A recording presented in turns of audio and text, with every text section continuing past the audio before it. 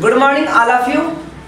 आज का सेशन में हम लोग देखेंगे फिजिक्स का टॉपिक 10 चल रहा है, जिसमें एसएचएम के बारे में पढ़ना, सिंपल हार्मोनिक मोशन यानी सरल आवर्त गति। जो चीजें पीछे पढ़ लिए थे उसका आज रिकॉल करते हैं, यानी ये टॉपिक कल हो गई थी, ठीक है ना। रिकॉल करते हैं क्या क्या है सरल आवर्त गति में। तो आप दो फेज इसमें पढ़ेंगे, एक ऐसे जनरली दो फेज, एक आप इस प्रकार से चलिएगा तो यहाँ पे ऐसा मिलेगा। ऐसा क्यों मिलेगा, कारण बताते हैं। ऐसा इस प्रकार से मिलेगा कि यहाँ से यहाँ चला और यहाँ से यहाँ चला। अब इसको काट करके इसमें जोड़ दीजिएगा तो यहाँ नहीं हो जाएगा। तो बताइए यही वाला गोल बनाना, ये क्या बना, गोल बना, ठीक है। अब यहाँ पे देखो पेंडुलम में क्या होता है कि यहाँ से यहाँ तीन जगह है ना, यहाँ से बॉब लटका हुआ है, ये बॉब यहाँ से यहाँ जाएगा, यहाँ के बाद यहाँ आएगा कि नहीं आएगा, फिर यहाँ से यहाँ जाएगा, यहाँ के बाद यहाँ आएगा। अब ऐसे चेक करोगे तो यहाँ गया, यहाँ आया, फिर यहाँ गया और ये। तो आप देखिए कि ये गोल बना दिया, यानी हर स्थिति में गोल बना रहा है। गोल बनाया कि नहीं बनाया, एक बार फिर से देखो। पहले आप एसएचएम में क्या करते हो, सिंपल पेंडुलम में क्या करते हो। सिंपल पेंडुलम में क्या होता है, सिंपल पेंडुलम में क्या होता है, ये बॉब जो है यहाँ से यहाँ गया और एक बार यहाँ से यहाँ लौटेगा ना, फिर यहाँ जाएगा तो लौटेगा कि नहीं लौटेगा, वहीं रह जाएगा। एक बार ऐसे करके हिला कर छोड़ देगा तो ऐसे लटकर रह जाएगा, वो अपना साम्य स्थिति में आएगा ना। ऐसा को मीन पोजीशन या साम्य स्थिति बोलेंगे। क्या बोलेंगे, मीन पोजीशन। आप लोग भी रिकॉल किया कीजिए, ठीक है ना। मीन पोजीशन या फिर साम्य स्थिति बोलेंगे, यहाँ पे आएगा। तो इसी के बारे में हम लोगों को अध्ययन करना है। दोलन गति पढ़ लिए थे कि दोलन गति क्या कहलाता है, किसी पिंड की साम्य स्थिति के इधर उधर गति करने को दोलन गति कहते हैं। जैसे वॉच में, यहाँ पे घड़ी में, इस वॉच में आप देख सकते हैं कि दोलन गति ये कर रहा होता है ना। ये घड़ी में आप क्या देख रहे हो, ये क्या करेगा, आगे पीछे ऐसे ही चलते रहता है। लग रहा है कि ये 9 है, अगर चिट्ठी बढ़ जाए इस पर एगो चिट्ठी तो यार फ्री में 9 का मजा ले लेगा। एगो चिट्ठी, अरे आदमी के लिए वो बड़का 9 था ऐसे ऐसे चलने वाला, ठीक है। झूला वाला में देखते हो 9 आता है। तो देखो चिट्ठी अगर बढ़ जाएगी पेंडुलम पर, ठीक है, तो उसके लिए तो फ्री में 9 हो जाएगा और मजा खाई रहेगा इस पर, ठीक है। तो ये क्या हो जाएगा, ये आप वॉच में देख रहे हो, ये पेंडुलम की गति क्या है, दोलनी गति है, मतलब दोलित रहता है। ये भी आप दोलनी गति देख सकते हैं। क्लियर है ये चीजें। आगे बढ़ते हैं। एक दोलन या एक कंपन क्या था, एक बार साम्य स्थिति सुधर जाना, फिर इधर आना, फिर उधर जाना, इधर आना, इसको कहेंगे एक दोलन। एक दोलन में लगा समय कितना होता है, आवर्त काल कहलाता है। और ये आवर्त काल क्या होगा, 2 सेकेंड होगा। कब, जब 1 मीटर लंबाई की रस्सी हो। कितना, 1 मीटर लंबा। और ये टाइम पीरियड है ना, आवर्त काल, टाइम पीरियड बराबर 2 पाई अंडर रूट L/G। ये सब पिछले क्लास में पढ़ लिए थे। आवृत्ति क्या था, 1 सेकंड में जितना बार ऐसे ऐसे हो जाए उसी को आवृत्ति कहेंगे। आवृत्ति समझ में आना, 1 सेकंड में जितना तरंगदैर्घ्य क्रॉस करता है उसे आवृत्ति कहा जाएगा, वेवलेंथ। सरल, यहां से हम लोग को पढ़ना था, यहीं तक पढ़ाए थे। कहता है सरल आवर्त गति, सिंपल हार्मोनिक मोशन। सरल आवर्त गति को इंग्लिश में क्या बोलेंगे, सिंपल हार्मोनिक मोशन कहा जाएगा, है ना। ये हमारा जो है ना, ये फेज 1 चल रहा है इस लेक्चर का। ये बहुत जल्दी आपको 20 से 25 दिनों में ये खत्म हो जाएगा पूरा फिजिक्स, ठीक है। एग्जाम तो होगा मार्च में। अब उसके बाद दूसरा सेशन होगा जिसमें न्यूमेरिकल पढ़ाया जाएगा। यहाँ से आपको देखिए क्वेश्चन 2 टाइप में पूछा जाता है। एक खाली पूछ देगा, जैसे अभी मैं दे रहा हूँ आपको एमसीक्यू में, न्यूमेरिकल को मिल रहा है क्या, कोई न्यूमेरिकल नहीं है। तो एक हो गया थ्योरी बेस्ड क्वेश्चन और दूसरा होगा न्यूमेरिकल बेस्ड क्वेश्चन। तो न्यूमेरिकल अगला पोर्शन में, क्या स्टार्टिंग में जब थ्योरी नहीं पढ़ेगा तो न्यूमेरिकल कैसे आएगा, और उस समय भी आपको थ्योरी पढ़ाया जाएगा। मान लीजिए कितना दिन पढ़े और भूल गए तो वहां भी रिकॉल होगा, वो अलग चीज से रिकॉल होगा। खूब मैं आपको ये किताब से पढ़ाऊंगा, थ्योरी भी इसी से होगा, न्यूमेरिकल भी इसी से होगा। एक न्यूमेरिकल को सोल्व किया जाएगा इससे, ठीक है ना। अरिहंत पब्लिकेशन का जो पॉलिटेक्निक का गाइड्स है, इससे एक क्वेश्चन सोल्व किया जाएगा। समझ में आ रहा है ना। तो आप लोग ध्यान में रखिएगा इस बातों को, और घर में बहुत देर पढ़िए, कम से कम 7 से 8 घंटा पढ़ाई होनी चाहिए घर में, ठीक है ना। ये कहां से लिया गया है, तो ये लूसेंट से लिया गया है। तो आपके पास पीडीएफ नहीं किसी कारण से पहुंचता है तो लूसेंट से पढ़िए, लेकिन अगर पीडीएफ जा रहा है तो पीडीएफ से पढ़िए, लूसेंट से मत पढ़िए। इसमें फिगर के साथ है ना, फिगर जल्दी समझ में आता है, और जो फिगर नहीं रहता तो वो समझ में नहीं आता। कैसे? मान लिया कभी आप कहीं घूमने गए थे, ठीक है, और किसी तरफ से या तो गिर गया कोई आदमी या फिर कुछ हुआ था, तो आपको याद रहेगा। अगला बार कभी आप 4 साल 5 साल के बाद भी जाइएगा ना, तो याद रहेगा सर यहाँ पे देखो गिरा था एक आदमी, यहाँ पे ऐसा हुआ था, है ना। तो ये आपको याद रहता है। तो इमेज याद रहती है। क्या याद रहता है? इमेज, फिगर याद रहता है, ना कि वो लिखा हुआ चीजें याद रहती है, ठीक है ना। तो इसलिए फिगर बहुत जरूरी होती है। वर्ड्स जो चीज देखते हैं वो ज्यादा याद रहता है, लेकिन याद करते हैं वो चीज याद कम रहती है। ओके, तो यहाँ पे देखा जाए आज का टॉपिक है सिंपल हार्मोनिक मोशन। ये क्या कहता है? यदि कोई वस्तु एक सरल रेखा पर, देखिए यहाँ पे कोई वस्तु एक सरल रेखा की बात कर रहा है। किसकी बात कर रहा है? एक सरल रेखा पर माध्य स्थिति मतलब मीन पोजीशन। अभी जैसे ये बॉब यहाँ पे है तो इसको हम लोग बोलेंगे मीन पोजीशन, और यहाँ जब आएगा तो इसे बोलेंगे एक्सट्रीम पोजीशन। क्या बोलेंगे? Extreme, last position. अब एक से आगे नहीं भागेगा। झूला जब हम लोग लगाते हो घर में झूलने वाला, वो क्या होता है? राउंड अप मार लेता है, नहीं, एक बार ऐसे जाके इतना आता है, फिर इधर जाकर इतना आता है। बस यही काम है ना, कि एक बार राउंड अप तो मारने का उसका वर्क नहीं है। तो जो जहां पे लास्ट हुआ उसको बोलेंगे एक्सट्रीम पोजीशन। बोलो क्या बोलेंगे? Extreme position. और जहां आके झूला रुकेगा अंतिम में उसे बोला जाएगा मीन पोजीशन। क्या बोला जाएगा? Mean position. दो चीजें याद हो गई। इसको एक्सट्रीम पोजीशन, जब यहाँ पहुंचेगा तो ये दोनों तरफ एक्सट्रीम पोजीशन हो गया, इधर एक्सट्रीम पोजीशन और इधर एक्सट्रीम पोजीशन, और ये हो गया मीन पोजीशन। ये वाला क्या हो गया? Mean position. बोलिए क्लियर है?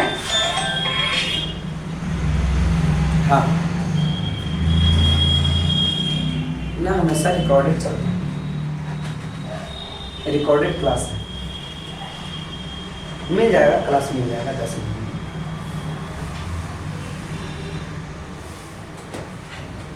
लोग घर से फरमाइश कर रहे हैं, अब नहीं देंगे क्लास। अभी आप सोच लो, मैं और लाइव क्लास में बोल रहा हूँ। बताइए आप लोग को जितना मैं अभी बतलाया वीडियो को बंद करके, उतना लाइव में होता। हर चीज को बतलाया, एक सेट पूरा कंप्लीट हुआ, दूसरे में एक थ्योरी बेस्ड क्वेश्चन चली, ठीक है ना। तो लाइव में उतना चीज नहीं हो सकता है। जो चीज एक एक बात को समझाना है वो लाइव में कैसे समझा सकते हैं? वो ऑफलाइन बैच में ही पॉसिबल है, यानी चलकर, घर से चल करके यहाँ आना ही होगा, ठीक है ना। अगर ऐसा होता तो लोग मंदिर में आते नहीं, घर में मूर्ति था वहीं पूजा कर लेते, लेकिन बताइए वहां से लोग चल करके आते हैं, ठीक है ना। तो ये भी विद्या मंदिर है। तो आपको अगर नॉलेज लेना होगा तो आपको यहाँ प्रत्यक्ष ढंग से आपको नॉलेज मिलता है, और मंदिर में अप्रत्यक्ष ढंग से नॉलेज मिलता है। अगर हम हिंदू हैं तो देवी देवता भगवान को मानना होगा। अगर आप हिंदू नहीं हैं तो आप नहीं मानिए, लेकिन हिंदू हैं तो आपको ये विश्वास है। कब विश्वास होती है पता है? ये जब परेशानी बहुत उलझ जाइएगा तब भगवान का याद आएगा। किसी प्रकार से 3-4 प्रॉब्लम आपके दिमाग में आ जाएगा ना, तब भगवान का याद आएगा। भगवान कैसे ये वाला प्रॉब्लम को पार कर दो, है ना। जब एग्जाम होगा तो तुम पहली बार भगवान का नाम याद आएगा, रिजल्ट के समय याद आएगा। अरे भाई कभी कभी तो और बीच में भी याद कर लिया करो, माइंड फ्रेश रहता है। आपके जब पूजा करते हैं ना, या किसी प्रकार से आप मंदिर जाते हो, तो एक चीज दिमाग में ये चलता है, आने वाला कल मेरा ठीक होगा, यही सोच करके ना मंदिर जाते हैं। तो जब आप पढ़ाई कर रहे हैं ना, तो यही आपको वहां भी नजर आएगा, इस बार हम मेहनत बहुत करेंगे, हमारा ये चीज सफल होना चाहिए, ठीक है ना। ये लक वाली भी बात थोड़ी बहुत हो जाती है। खैर चलिए, तो सरल रेखा क्या है? और तो वस्तु एक सरल रेखा पर, तो वस्तु ये कहाँ चलेगी? सरल रेखा। अब जो यहाँ भी ऐसा चलेगा तो इसको मान के चलेंगे कि ये भी किस पर है? सरल रेखा। क्या ये वक्र रेखा ऐसे ऐसे तो ये नहीं चल रही है? क्या ये ऐसे ऐसे चल रहा है? क्या नहीं चल रहा है। यानी अगर कुछ हद तक कहें तो ये भी एक प्रकार की सरल रेखा पर है। चलो फिर से एक बार देखिए, यदि कोई वस्तु के जगह पर कहीं कहीं पिंड भी रहा करेगा, वस्तु के जगह पर कहीं कहीं क्या रहा करेगा? पिंड। तो पिंड मतलब वस्तु समझना, पिंड मीन्स क्या होगा? वस्तु होगा। पिंड एक सरल रेखा पर माध्यवान स्थिति, ये वाला पोजीशन क्या हो गया? माध्यवान, यानी मीन पोजीशन। मीन मतलब माध्यवान स्थिति। मीन पोजीशन की स्थिति से वस्तु के विस्थापन के अनुक्रमानुपाती हो। वस्तु के विस्थापन मतलब देखिए यहां से यहां जाएगा और यहां से यहां जाएगा, ठीक है ना। तो ये इसका विस्थापन हो रहा है कि नहीं, इसका क्या हो रहा है, ये विस्थापन हो रहा है। तो विस्थापन के सीधा समानुपाती को बोला जाता है अनुक्रमानुपाती हो, तथा त्वरण की दिशा मध्यमान स्थिति की ओर हो तो उसकी गति सरल आवर्त गति कहलाती है। बातें तो बहुत ज्यादा समझ में आई नहीं होगी, है ना। कैसे समझेंगे इस चीज को, देखिए सबसे पहले आपको ये ऊपर में रूफ है, रूफ मतलब छत है, छत से एक स्ट्रिंग को लटका दिया गया। किसको, एक स्ट्रिंग मतलब रस्सी को, रस्सी को लटकाने के बाद एक बॉब डाल दिया गया है, बॉब यानी गोलक, बॉब यानी गोलक। अब ये गोलक क्या करेगा, अब ये गोलक ऐसे इर्द गिर्द रोटेट करेगा, गोलक क्या करेगा, इर्द गिर्द रोटेट करेगा, समझ में आ रहा है ना। अब यहाँ पे आप देखोगे ये जो गोलक है इसको हम लोग बोलेंगे मीन पोजीशन, बोलो क्या बोलेंगे, मीन पोजीशन।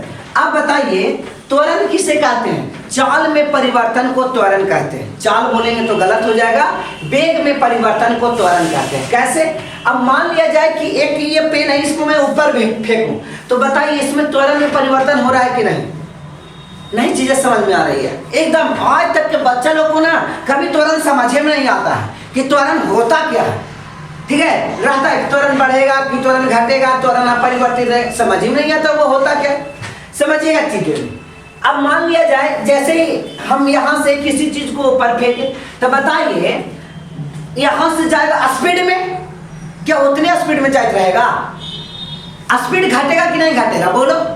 अब स्पीड घटते घटते एक बार स्पीड जीरो हो जाएगा, तो जीरो होगा मतलब अब वहां से रुकेगा और नीचे आएगा, तब तक चलते रहता ऊपर जब तक ओकरा पास स्पीड होता, अपना कुछ स्पीड होता है यानी वेलोसिटी होता, तब तक वो बॉडी ऊपर चलते रहता, जब उसका स्पीड धीरे धीरे घट रहा होता है। धीरे धीरे क्या होता है, कभी आप छत्ता पर चढ़ के नीचे से कोई ईंटा फेंकेगा ना, नीचे से ईंटा, और आप छत पे, ठीक है, ईंटा को रोक लीजिएगा आसानी से, आपको खुद पर विश्वास नहीं होगा कि ईंटा रोका भी सकता है क्या, फेंकना मुश्किल है, और वहां जाकर के ऐसे फेंकेगा और रोकिएगा तो एकदम आसानी से, क्यों, क्योंकि उसका वेलोसिटी जीरो हो गया।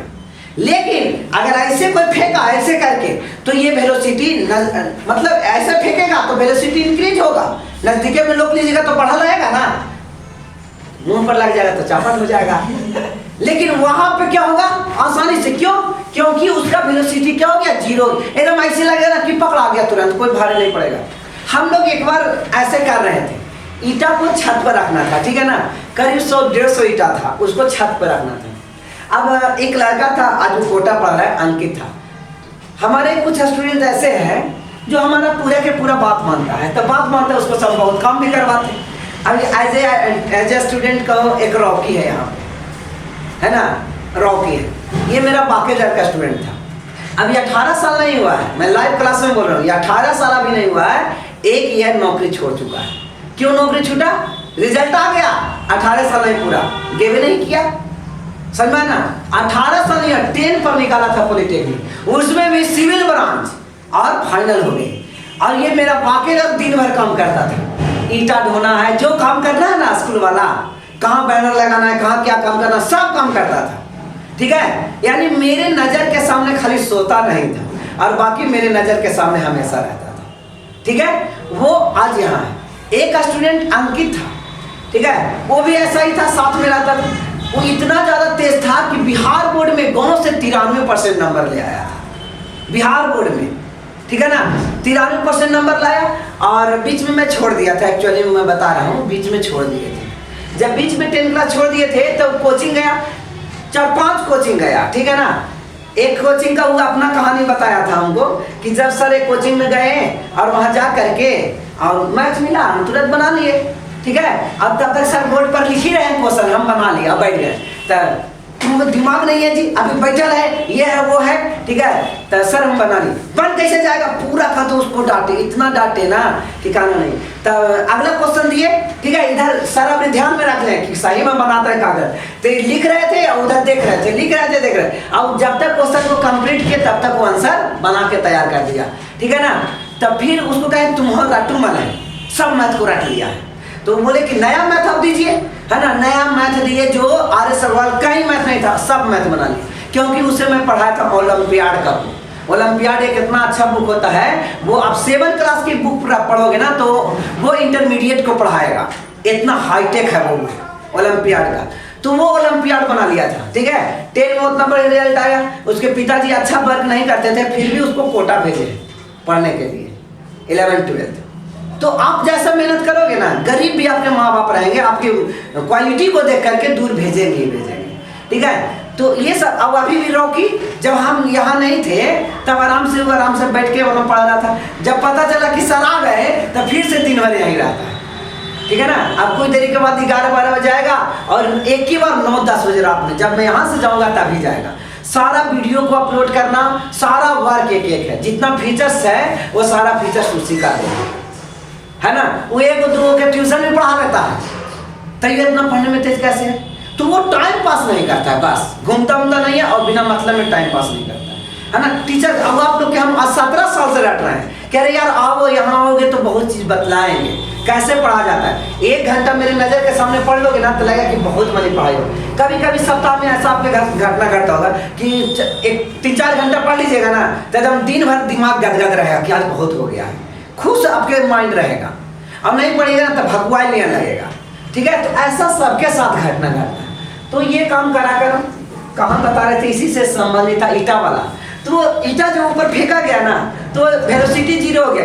अब आसानी से हम फेंक रहे थे ईटा और पकड़ लिया ना, सर ये क्वेश्चन है ना, हम कहीं अभी ईटा में कौन क्वेश्चन आ गया तुम्हारा, ठीक है, ईटा में क्या क्वेश्चन, तो बता रहे सर इतना आसानी से लोग आ गया ना सर कि हम कह नहीं सकते हैं। कहे उतरो जल्दी उतरो, हम आए वहाँ पकड़े, आसानी से पकड़ा दिया। आगे तो डर लग रहा था कि मुंह ऊपर लग नहीं जाए, ठीक है। आसानी से दोनों हाथ से पकड़े और देखे कि दोनों हाथ से तो आसानी, तो फिर दूसरा बार एक हाथ से ऐसे करके रोक लिए।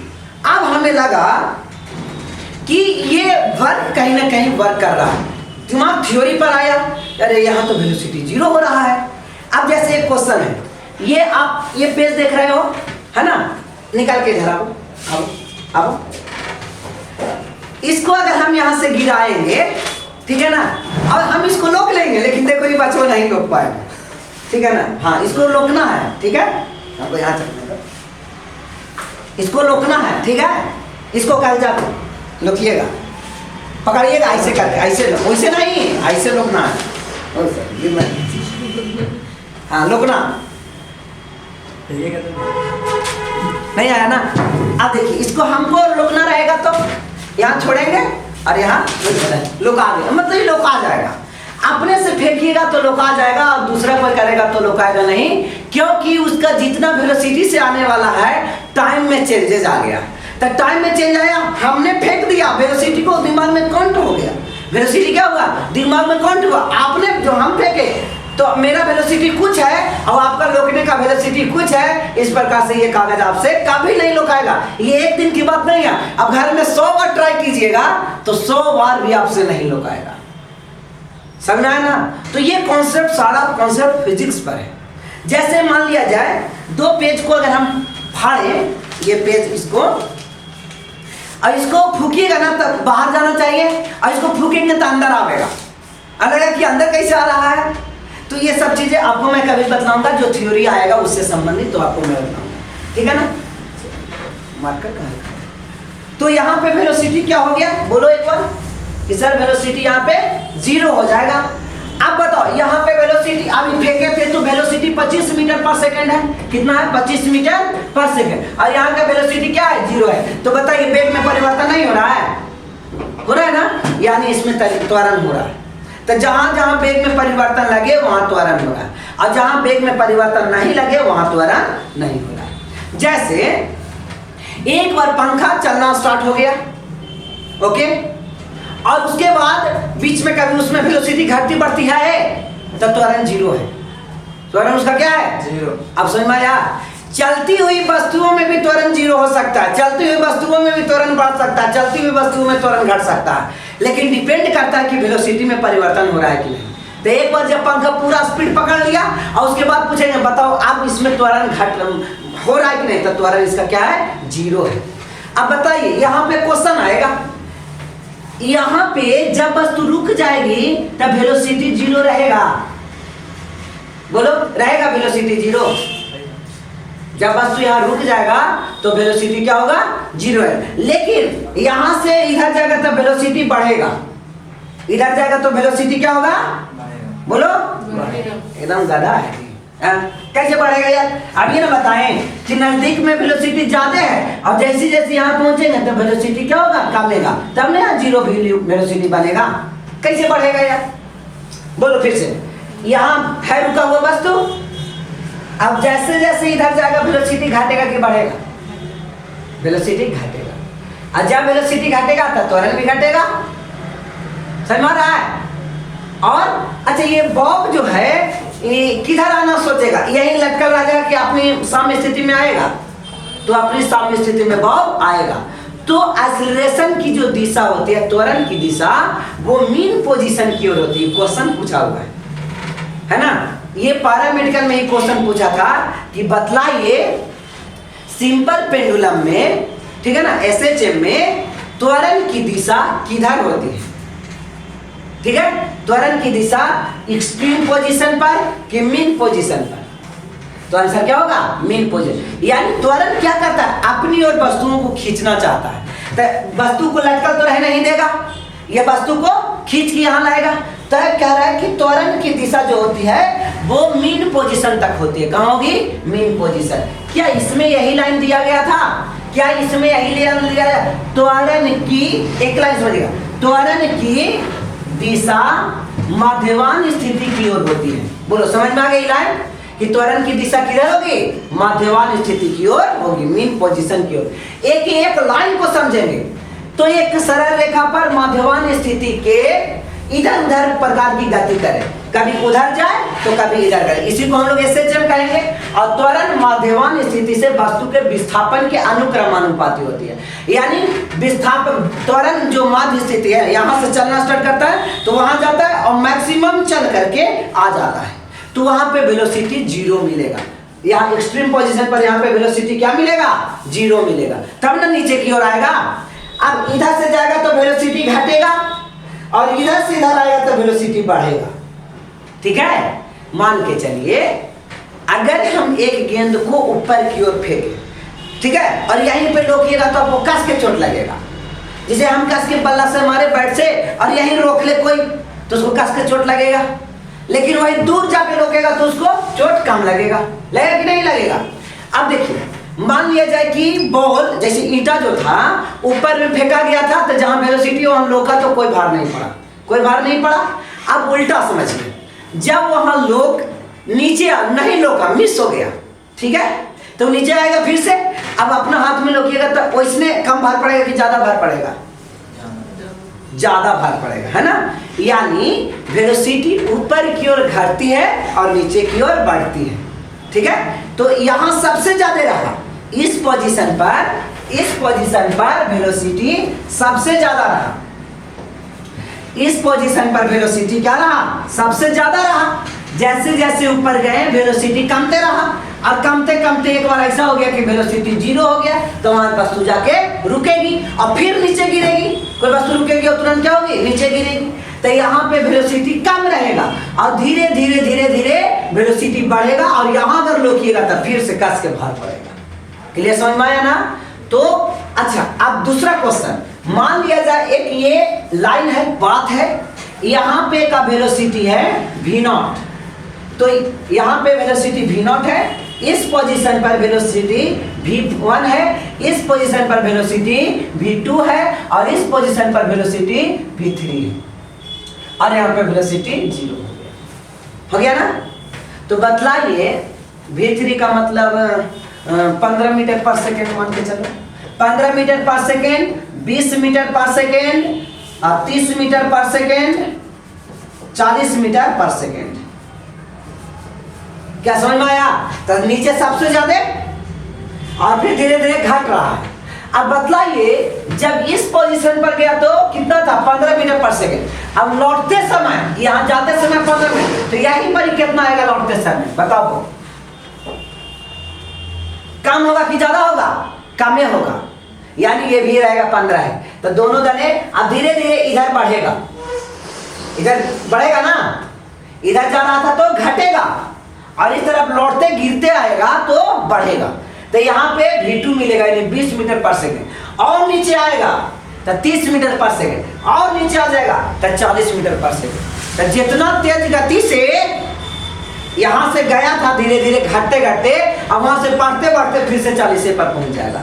यानी हर जगह पर या तो आते रहे या जाते रहे, दोनों जगह वेलोसिटी का मान क्या होता है? बराबर। यही क्वेश्चन पूछा हुआ रहता है, ठीक है ना। वेलोसिटी का मान साम्य स्थिति होता है किसी भी पोजीशन पर। समझ में आ रहा है? अब बॉब में लेके चलते हैं। ये बॉब में है, यहाँ पे वेलोसिटी का मान 0 हो जाएगा।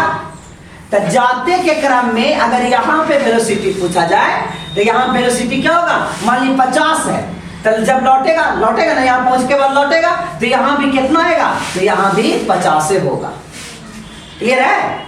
अगर यहाँ इस समय 40 है यहाँ पे, तो यहाँ भी आते समय कितना होगा? 40 होगा। तो कहते हैं किसी भी जगह पर या तो आते रहे या जाते रहे, वेलोसिटी का मान सब जगह सेम होता है। लेकिन याद रखिएगा, ऊपर वेलोसिटी घटता है और नीचे वेलोसिटी बढ़ता है। अब ये बात रखने वाला है क्या? कोई हम वस्तु फेंकेंगे तो धीरे धीरे उसका वेग क्या होगा? घटेगा, तभी ना जाके रुक गया। और अपने आएगा तो ऊपर से नीचे धीरे धीरे बढ़ेगा। तो यहाँ तक पूरा आपको क्लियर हो गया? टाइम हो गया होगा ना? बंद हो गया क्या? चल रहा है? तो ये पूरा के पूरा समझ में आ गया। एक ये वाला एक याद रखिएगा, ये जो फार्मूला है ना, y बराबर a sin ओमेगा t, ये लाइन याद रखिएगा, y बराबर a sin ओमेगा t। आपके एग्जाम में इसी से संबंधित क्वेश्चन आएगा, लेकिन पढ़ना ये नहीं है कि ये कहां से आया। ये 11th-12th में पढ़ना था, पूरा फार्मूला को डिराइव करना, ठीक है। यहाँ पे फार्मूला वेस्ट आएगा कि एक कहेगा कि amplitude, A for amplitude, Y for दूरी। ए फॉर एम्पलीट्यूड मतलब इंग्लिश में उसको हिंदी में बोला जाता है आयाम। नाम सुना हुआ? आयाम, आयाम नाम सुना हुआ है? कितने लोग का सुना हुआ है? आयाम सुना हुआ है? सुना हुआ है? तो पढ़ा हुआ कहाँ तक है? इंटर पढ़ लिए हैं? इंटर तुम्हारा भी इंटर हो गया ना? आए? क्या? हाँ, हो गया। तो आयाम तो सुना हुआ होगा ही। अब बताइए ये आयाम क्या होता है, किसे कहते हैं? से नहीं बताना है। हमने बताया आवृत्ति का परिभाषा, किसे कहते हैं बताएं? अगर दिमाग में आ रहा है ना, 1 सेकंड में जितना बार ऐसे ऐसे कर ले, ये हो गया आवृत्ति। आपको समझना है, बस याद नहीं करना, समझना है। अब वो आयाम क्या है? आवर्तकाल क्या था? तो एक गोल चक्कर लगाने में जितना टाइम लग जाए वो था आवर्तकाल, ठीक है ना? टाइम। तो ये आयाम क्या है? कहता है किसी भी ये जो वेवलेंथ है, इसकी जो मैक्सिमम दूरी होती है, इसे आयाम कहते हैं। बोलो क्या बोलेंगे? आयाम कहेंगे। अब आयाम समझ में आ गया? तो कोई अगर इतना लंबा बनता हो तो इसका आयाम क्या होगा? ज्यादा होगा, ओके। और कोई छोटा बनता हो तो इसका आयाम क्या होगा? कम होगा। अब पानी में एगो ढिकरा चला है, कोई स्टोन्स, पत्थर, जब पत्थर को चलाएंगे छोटे को, तो वहां वेव जो बनता है, डिस्टर्बेंस उसमें जो प्रोड्यूस होती है, किसमें? पॉन्ड में, तालाब में डिस्टर्बेंस नहीं, ऐसे गोल गोल गोल गोल बनते जाता है, ठीक है। वो छोटा बनेगा और बड़का कोई ईंटा ले जाके उसमें डाल दीजिएगा तो बड़ा बनेगा। बस समझ में आ गया? तो ऐसे एक छोटा सा स्टोन डाले तो इसका वेव ऐसे चलेगा, छोटे छोटे डिस्टर्बेंस, और जब बड़ा डालेंगे तो बड़ा। तो ज्यादा डिस्टर्बेंस अगर होगा तो एम्पलीट्यूड ज्यादा होगा, समझ रहे ना? ये एम्पलीट्यूड क्या होगा? बड़ा होगा, और डिस्टर्बेंस कम होगा। तो अब रस्सी को कस के एकदम ऐसे करके एक बार कस के ऐसे कीजिएगा, एक रस्सी के कोर को पकड़ लो, एक को बांध दीजिए किसी से, एक को कोर को पकड़ लीजिए और ऐसे करके धुनिएगा ना तो वहां तक पहुंच जाएगा, ऐसे बनते बनते, ठीक है, तो देखिए कस की जब धक्का लगाओगे तो बड़ा बनेगा और धीरे धक्का लगाओगे तो छोटे छोटे बनेगा। क्लियर है? तो इस प्रकार से ये आया